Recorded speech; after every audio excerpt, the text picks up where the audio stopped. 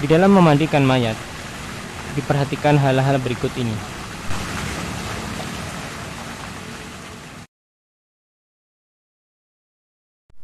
Pertama, memulai sebelah kanan dan tempat-tempat wudhu. Rasulullah Shallallahu Alaihi Wasallam bersabda, "Ibda'na bimayaminiha wa mawadi'il wudhu'i minha." Rawahul Bukhari wa Muslim. Kedua, memandikannya 3 kali, 5, atau 7, atau lebih, sesuai dengan tuntutan kebutuhan. Hendaklah memandikannya itu dengan bilangan yang ganjil. Rasulullah Shallallahu Alaihi Wasallam bersabda, "Ighsilnaha 3 atau 5 atau 7 atau akthar min dhalik in ra'aitunna dhalik." Ketiga, sebagiannya disertai dengan daun sidr atau bidara, atau yang bisa menggantikannya. Rasulullah Shallallahu Alaihi Wasallam bersabda, "Bima'in wa sidrin." Keempat, pintalan rambut dibuka dan dicuci dengan baik.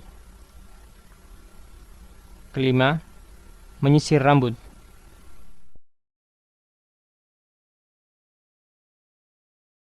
Keenam, rambut wanita dipintal menjadi 3 dan ditaruh di belakangnya. Ketujuh, memandikan dengan secari kain atau yang semacamnya, seperti kaos tangan, lap, dan yang semisalnya, di bawah kain penutup badannya setelah seluruh pakaiannya dilepaskan. Untuk laki-laki, kain penutup menutupi mulai dari bagian pusar sampai bagian lutut. Adapun untuk wanita, kain penutup menutupi bagian dada sampai lutut. Adapun apabila suami memandikan istri atau istri memandikan suami, maka tidak perlu menggunakan kain penutup karena tidak ada batasan aurat bagi mereka berdua.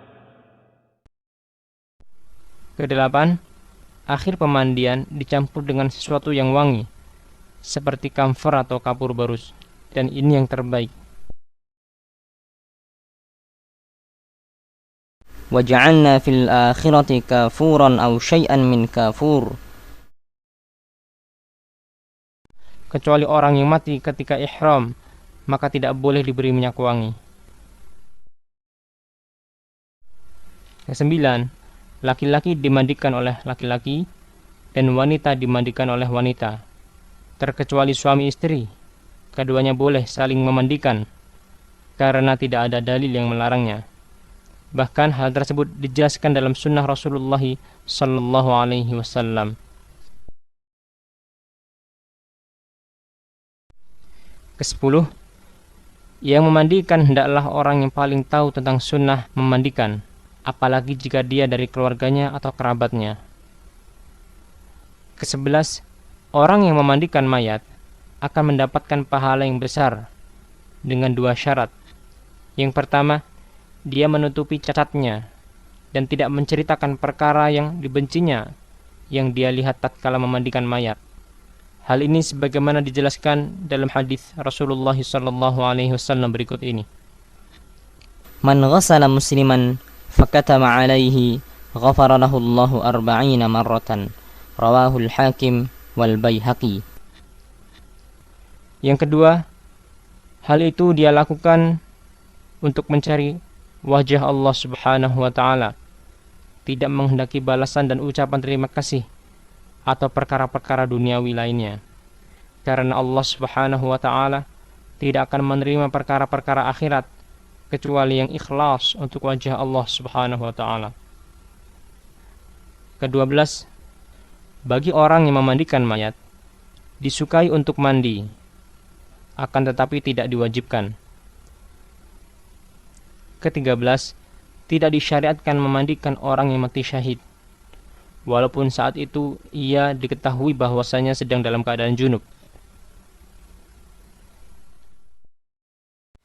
Kaum laki-laki atau wanita dibolehkan memandikan jenazah anak laki-laki ataupun perempuan yang berusia di bawah 7 tahun, sebab tidak ada batasan aurat bagi mereka.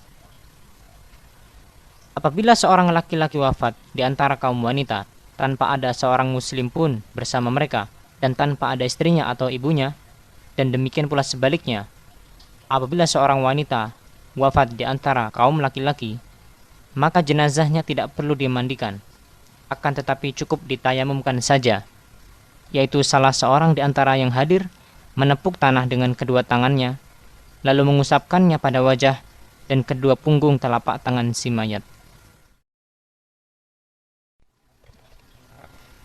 Janin yang gugur, bila telah mencapai usia 4 bulan dalam kandungan, jenazahnya hendaklah dimandikan, disolatkan, dan diberi nama baginya. Hal ini berdasarkan hadis riwayat Muslim yang menerangkan bahwasanya setelah waktu 4 bulan atau 120 hari, maka ruh telah ditiupkan pada seorang manusia.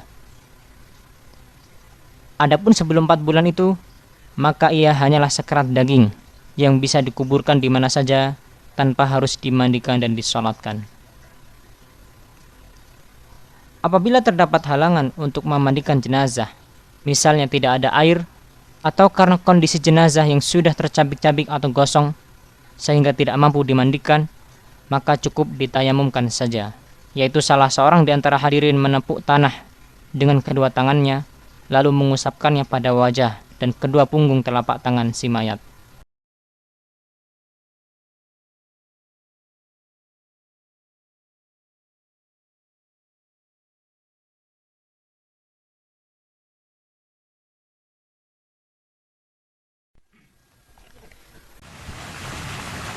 Ini adalah tata cara memandikan jenazah sebagaimana yang telah dijelaskan di muka. Pertama, kita mewudukan jenazah tersebut. Cara mewudukan jenazah sebagaimana biasa kita wudu, yaitu dengan membaca basmalah. Kemudian kita mencuci kedua telapak tangan si mayat sebanyak 3 kali. Kemudian membersihkan mulut dan hidungnya 3 kali. Kemudian membasuh wajahnya 3 kali dan mencuci tangan kanan dan kirinya sampai siku 3 kali. Kemudian mengusap kepalanya, dimulai dari bagian depan kepala sampai ke belakang, kemudian mengembalikannya ke depan, serta mengusap kedua telinganya. Setelah itu mencuci kaki kanan dan kaki kirinya 3 kali. Setelah itu kita menyiramkan air perasan daun bidara atau yang menggantikannya, semisal sabun, sampo, dan yang lainnya. Kita menyiram kepala si mayat dan wajahnya dengan air tersebut sambil membasuh dengan busanya.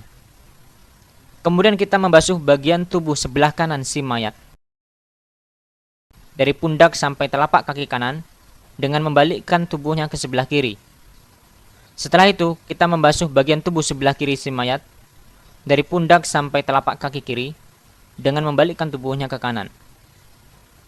Ini adalah pembasuhan sebanyak sekali. Kemudian kita mengulangi pembasuhan sekali lagi, dengan catatan aurat si mayat harus tetap tertutup. Setelah itu, apabila kita hendak menjadikan pembasuhan hanya sebanyak 3 kali, maka pada siraman terakhir kita siramkan air kapur barus. Pada siraman ketiga ini, kita siramkan kepala si mayit air kapur barus, demikian pula ke wajahnya. Kemudian kita membasuh bagian tubuh sebelah kanan si mayat dari pundak sampai telapak kaki kanan dengan membalikkan tubuhnya sebelah kiri. Kemudian membasuh bagian tubuh sebelah kiri si mayat dari pundak sampai ke telapak kaki kirinya dengan membalikkan tubuhnya ke sebelah kanan. Dengan catatan aurat si mayat harus tetap tertutup. Maka selesailah proses memandikan jenazah. Setelah itu, tubuh si mayat dikeringkan dengan handuk. Kemudian rambutnya untuk wanita dikepang menjadi 3 dan ditaruh di belakang. Setelah selesai memandikan mayat, maka wajib mengkafaninya.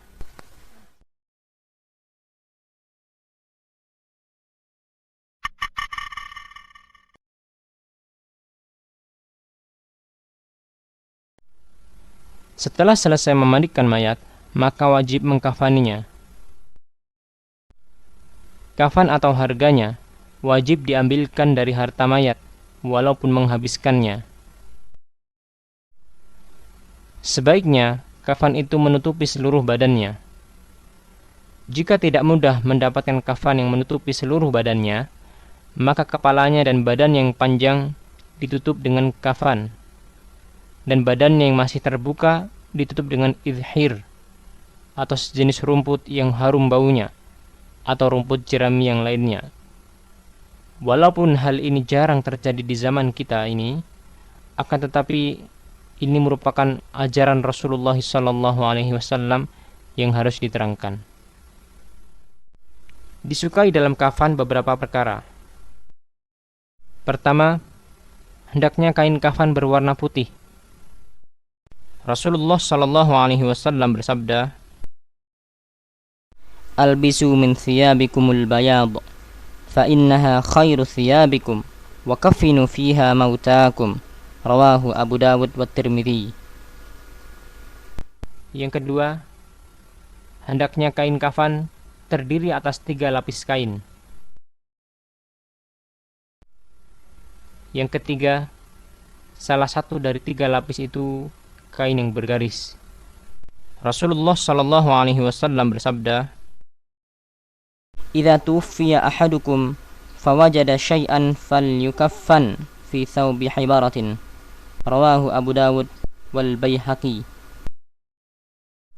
Maksudnya adalah salah satu di antara 3 lapis kain yang digunakan untuk membungkus mayat adalah kain yang berwarna putih dan memiliki corak garis-garis, dan 2 kain yang lainnya berwarna putih.